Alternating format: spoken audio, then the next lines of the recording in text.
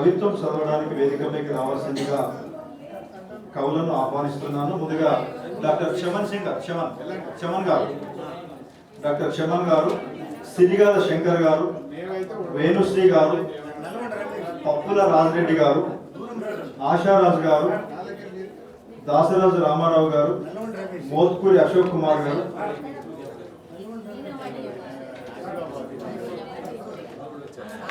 దేవనపల్లి వీణావారి గారు, మోత్కూరి అశోక్ కుమార్ గారు, తర్వాత డాక్టర్ సామిడి జగన్ రెడ్డి గారు,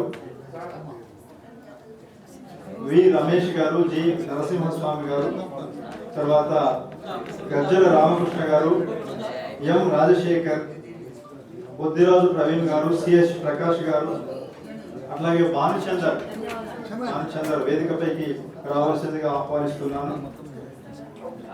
కవులకు విజ్ఞప్తి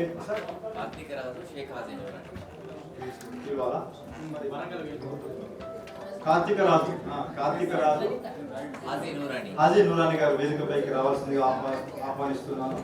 సభాధ్యక్షులకు కవి మిత్రులకు ఒక విజ్ఞప్తి ఏంటిదనంటే, మీ కవిత్వాన్ని మళ్ళీ పునరుక్తం చేయకుండా, రిపీట్ కాకుండా, వ్యాఖ్యానాలు పరిచయాలు ఏం అక్కర్లేకుండా డైరెక్ట్ గా కవిత చదవవలసిందిగా కోరుతున్నాను.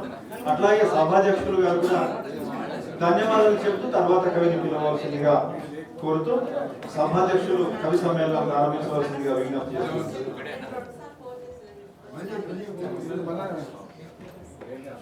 సభాధ్యక్షులే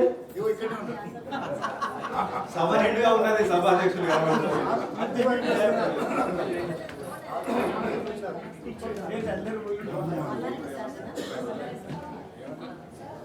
What is